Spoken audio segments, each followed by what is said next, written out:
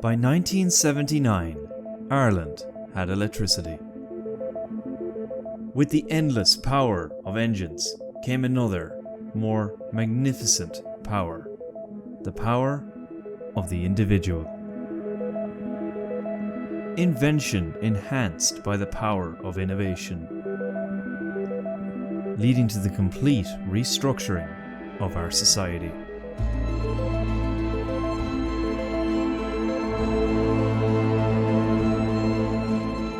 All of this came with a spark.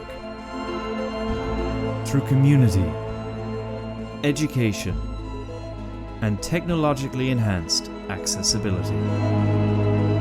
So this one's for the people. The ones who slip through the cracks. The ones who can't quite make it. The ones who just need that spark to light their way. We are sparks to the fire. We are Enactus MU.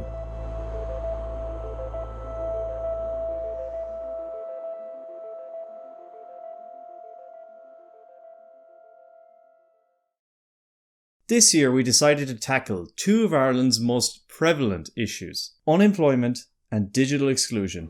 So often nowadays do we assume that everybody has equal opportunity in our society. By this, we mean that everybody, no matter who they are or what they may be struggling with, can operate smart devices and upskill themselves to pursue employment in an ever-advancing technology-focused society. The truth is that many people, particularly those with disabilities or those from disadvantaged backgrounds, often struggle to take part in today's society. One solution to these problems is access to information. In terms of unemployment, there's surely no reason for lack of support. Our government provides us with various forms of aid, from social welfare to employment agencies. Despite this, many people fail to utilise these vital services to secure long-term employment. In 2019, the Central Statistics Office reported a youth unemployment rate of 12.02%. Many individuals and groups have been succeeding in decreasing the number. However, the process is not as quick as it should be. We believe that this boils down to a lack of digital capacity and funding. In a world where 75% of adults regularly log on to social media, employment services and government programs do not have the necessary resources to respond. When we analysed some of these agencies' presence on their web and social media platforms, we found that their content could not compete for the attention of the modern user. This was something we aimed to address by forming Social Capital Boost, a social enterprise project aimed at providing digital literacy information to the organisations who spread vast amounts of information about employment to those who are farthest away from the labour market. The approach was simple. If you give a man a fish, you feed him for a day. But if you teach him how to fish, you feed him for life. It's in the giving part that grant allocations thrive.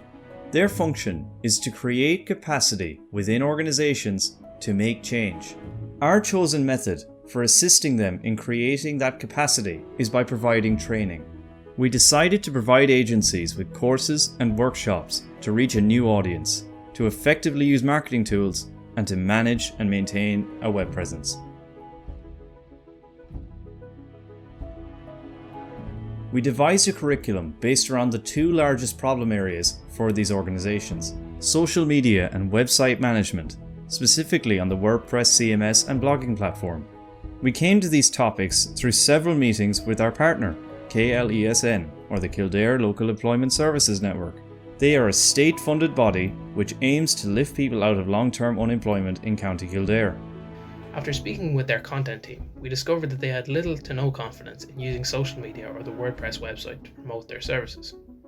Our thinking was that if they were struggling with these basic issues, there must be a lot of other organisations in the same situation.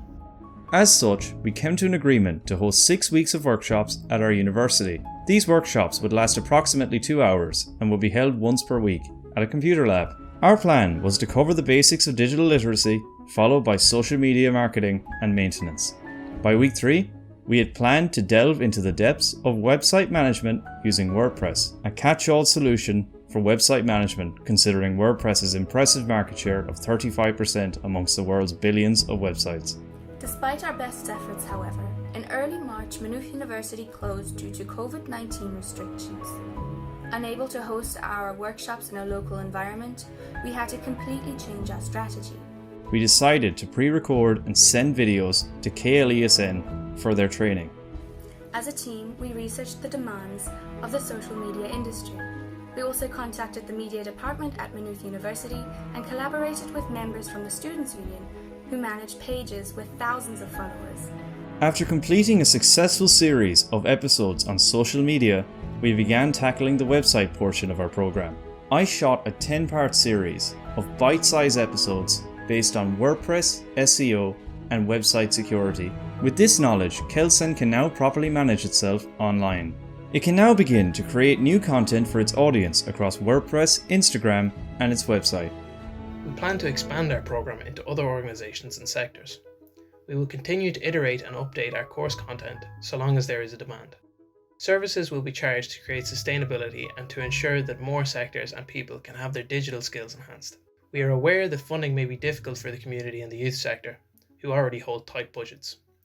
This is why we worked hard to research and identify types of funding available to support digital literacy in the sector, one of which was local authority grant schemes. There will be a flat fee for the content we have already produced. If they need something custom to meet their needs, we will happily create new material at a per unit hour rate.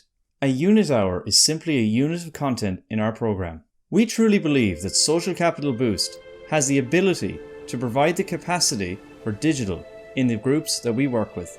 We hope to see a tangible decrease in unemployment in the coming years. Perhaps with this decrease, we can increase awareness for those with visual and learning impairments. Meducate was created to solve a vital issue when shopping for medicine. With more and more options for medication, it can be difficult to navigate the market. For most of us, we can see exactly what a treatment was designed to do by reading the back label of the bottle. This is often printed with complex medical terminology and absolutely tiny font sizes. As you can imagine, there are many of us who struggle to read these labels. Thus, they are at a severe disadvantage and must constantly and painstakingly ask for assistance while at a pharmacy. Meducate aims to provide a solution using either a smartphone or a dedicated device to scan the barcodes on medical products. Imagine being in a position where you cannot read the dosage information and then being able to simply scan the back of the medicine to receive a concise and illustrated description of its effects using real-time audio. Meducate plans to provide such a solution and enter the market in the near future. In order to address inequality in Ireland, we must take the first step. Thank you for watching. The question and answer session will now begin. From Meducate, have you developed the technology and has it been tested? Does it work? No, the technology has not been developed yet. It's still purely at the conceptual research and development stage. The insights that we have gained from our research that we've conducted so far has allowed us to move the project forward in terms of what areas to research more. But the idea of putting this Meducate idea forward to the next competition is to gain more feedback in order to move the project forward. Does the technology help you to read the instructions or does it provide information on the medicine? Simply, the technology does is firstly has a barcode scanner that scans the barcode on the likes of a cough bottle medicine. Then the device has a speaker which it can be customised to allow a family member to record the device to read out the instructions of the cough bottle medicine. Another insight that we gained from the research was that a person with dyslexia or another specific learning difficulty needs information to be repeated a couple of times, because a person with dyslexia would get the first part of a sentence, get the last part of the sentence, but wouldn't get the part in the middle. So there would be a repeat button to enable the user to repeat the information out as many times as they want in order to fully understand how many times a day, for example, of taking a cough bottle medicine to be an effective use of the cough bottle. For Social Capital Boost, what needs assessment have you done? We had 2 primary research opportunities with Clodagh Judge, the Chief Operations Officer at the employment agency KLESN. First, this was general qualitative research, which we backed up with secondary research about the social media industry and further primary research through resources at our university. We worked with Maynooth University's MyLab, including a team of anthropologists and product designers, who guided our process from the value proposition canvas to empathy mapping. We also collaborated with the media department at Maynooth University to enhance specific social media knowledge. With this understanding, we interviewed Clodagh Judge again to perfect the social media curriculum for her staff and to design a questionnaire that would measure initial skill as well as progress throughout our trainings. Is the training for the social provider or the unemployed youth?